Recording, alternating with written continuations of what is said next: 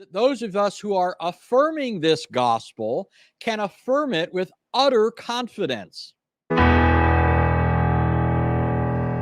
These men that are coming down into the regions of Galatia and are trying to get the Galatians to desert the gospel they previously professed, desert the God who called them by his grace.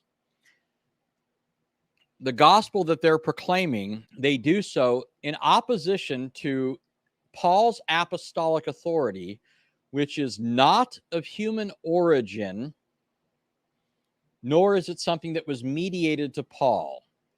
Paul's apostolic authority comes immediately from Christ. The Christ who descended upon Sinai, causing the mountain to tremble, causing the Israelites to cry out in fear, Moses, don't let God speak to us directly anymore. You speak to God, and then you come speak to us. Okay? This is the Christ whose authority authorized Paul to be an apostle, and it's this authority that undergirds the gospel proclamation that Paul set out into the world. It's the Christ who appeared to Ezekiel in all of his awesome majesty. It's the Christ spoken of in Daniel 7. When people oppose the gospel, this is the one they're opposing. And that's why it's not just that there's implications for those who are promulgating a different gospel, namely that they're opposing this one, which is a futile errand. But it also means that those of us who are affirming this gospel can affirm it with utter confidence.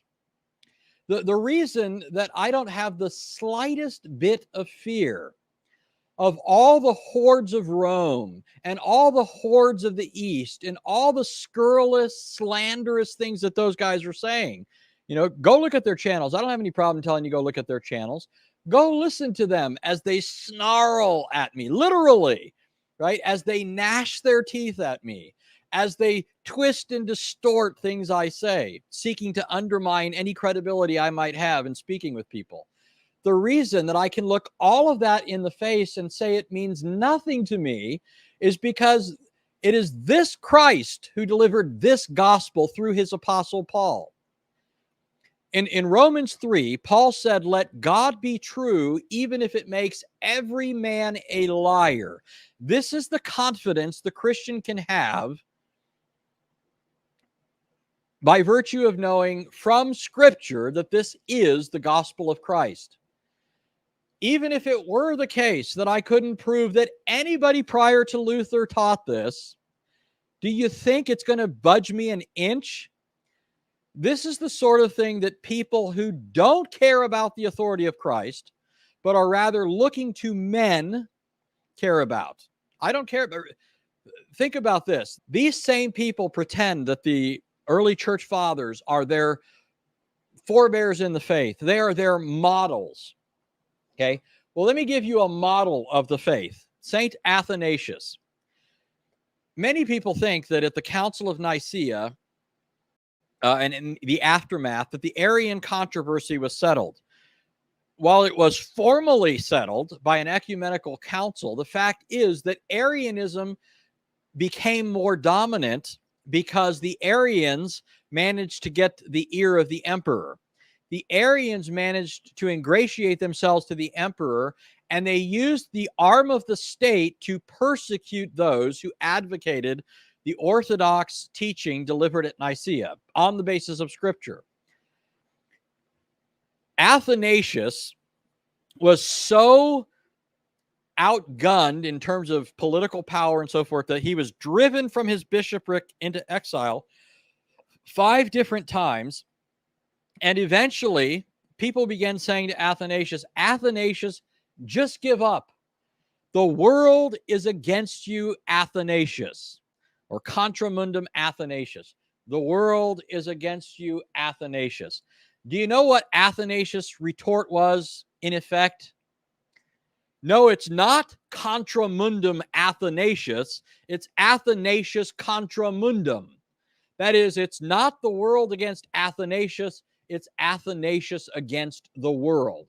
What Athanasius was saying was, it doesn't matter how many people are speaking contrary to the truth of God, I will oppose one and all in the name of the apostolically revealed truth that Christ is God incarnate. And by the same token, in the same vein, I will oppose one and all who proclaim a different gospel, no matter how many supposed church fathers they think they can enumerate to bolster up their tottering gospel. These men worship idols, they have a false gospel, and it's a gospel that can't even save them, which is all the more astounding. Why put your hope in a gospel that can't help guilt-ridden sinners? Your gospel can't help me. Why do you think it's going to be the least bit attractive? Rome's gospel has no hope for somebody like me. And I mean that not only in light of what I used to be prior to Christ back in 1993, but even today.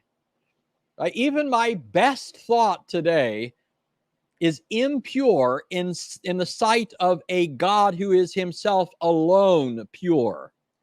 If God were to mark iniquity, the psalmist said, who could stand? It's rhetorical. Okay, Roman Catholics don't start saying, well, I could, Mary could. No, that's not the point of the psalmist. If God were to mark iniquity, who could stand? The answer assumed is no one. The whole world stands guilty before God and without any hope except for his mercy, and his mercy alone, received by faith alone. It astounds me that, we're following church fathers. Well, follow this. A church father who will take his stand on the truth of Scripture, even if the babble of voices, the cacophony of voices all around him is all saying something contrary to the truth of God revealed in Scripture. That's the way the Christian is supposed to approach these matters. And why? Because that's what Paul taught. That's what Paul is saying in Galatians 1. My gospel does not rest on human authority. My gospel was not from men, nor is it through man. I got this directly from Jesus Christ.